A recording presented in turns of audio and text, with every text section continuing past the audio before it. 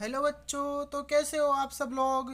आज हम लेकर आए हैं प्रश्नावली 1.2 का पहला क्वेश्चन। सिद्ध कीजिए कि अंडर रूट 5 एक परिमेय संख्या है। तो इसको मतलब जैसे हम वैसे तो सॉल्व कर नहीं सकते, इसको हिंदी के रूप में हम पहले से लिख के लाए हैं, तो आप इसको आराम से समझ सकते हैं। ठीक है, इसको समझने के लिए बिल्कुल इजी भाषा में लेके आए हैं। ठीक है, तो माना कि अंडर रूट 5 एक परिमेय संख्या है। ठीक है, मतलब इसको पहले ही मान लेना है कि अंडर रूट 5 एक परिमेय संख्या है। ठीक है, परिमेय संख्या है इसलिए अंडर रूट 5 पी बटा क्यू के रूप में लिख सकते हैं। अब क्यू के बराबर जीरो नहीं हो सकता, मतलब इसका क्यू का मान है वो जीरो नहीं हो सकता। पी और क्यू एक पूर्णांक है। ठीक है, पी और क्यू सहभाज्य संख्या है। ठीक है, अब सहभाज्य संख्या भी आप बता देते हैं आपको क्या होती है। ठीक है, मतलब जिसका एचसीएफ एक होता है वो सहभाज्य संख्या ही होती है। ठीक है, तो यहाँ पे पी और क्यू का एचसीएफ एक है, इसलिए ये सहभाज्य संख्या है। ठीक है, अब यहाँ पे इसको वज्र गुणा करते हैं। यहाँ पे इसके अंडर रूट 5 के नीचे एक मान लेते हैं, तो ये इससे क्रॉस गुणा होगा और ये इससे क्रॉस गुणा होगा। ठीक है, तो पी बराबर अंडर रूट 5 और ये क्यू आ जाएगा। ठीक है, अब दोनों तरफ वर्ग करने पर यानी कि दोनों ओर स्क्वायर कर देंगे इसका।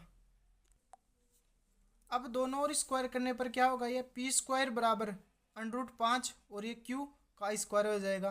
तो इसका स्क्वायर मतलब ऐसे होगा, ये अंडर रूट 5, ठीक है, इंटू अंडर रूट 5, तो ये 5 बाहर आ जाएगा। ठीक है, तो ये 5 तो आ गया बाहर और ये क्यू का स्क्वायर हो जाएगा। ठीक है, पी स्क्वायर बराबर 5 क्यू स्क्वायर। ठीक है, अब ये 5 गुणा में इधर आके भाग में हो जाएगा, तो पी स्क्वायर अपॉन 5 बराबर क्यू स्क्वायर। इसको समीकरण नंबर 1 दे सकते हैं। ठीक है, यहाँ पी स्क्वायर 5 से विभाजित होता है, मतलब यहाँ पे पी स्क्वायर है वो 5 से विभाजित हो रहा है। ठीक है, तो पी भी 5 से विभाजित होगा, सीधी सी बात है। अगर पी स्क्वायर 5 से विभाजित हो रहा है तो पी भी 5 से विभाजित होगा।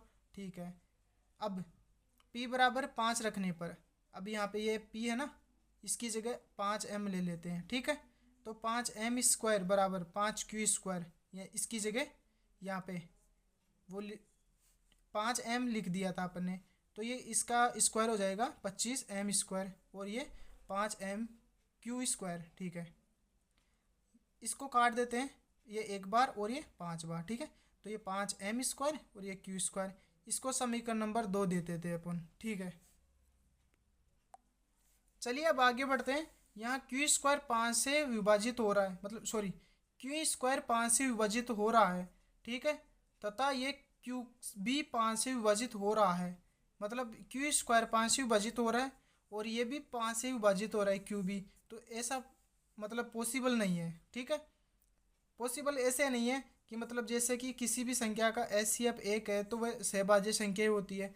तो इसमें मतलब दोनों का एचसीएफ कितना आ रहा है 5, तो ये तो अपने गलत माना है। ठीक है, तो समीकरण 1 व 2 से एचसीएफ एक नहीं आ रहा। ठीक है, 1 और 2 की तुलना करेंगे तो दोनों में मतलब 5 आ रहा है, सहभाज्य संख्या 5 आ रही है, मतलब एचसीएफ 5 आ रहा है।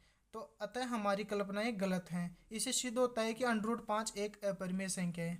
इसी प्रकार अंडर रूट 3 और अंडर रूट 2 का भी हम सॉल्व कर सकते हैं सेम टू सेम, और इसकी जगह अंडर रूट 5 की जगह अंडर रूट 2 और अंडर रूट 3 लिख सकते हैं, और सेम प्रोसेस वो की वही है। ठीक है बच्चों।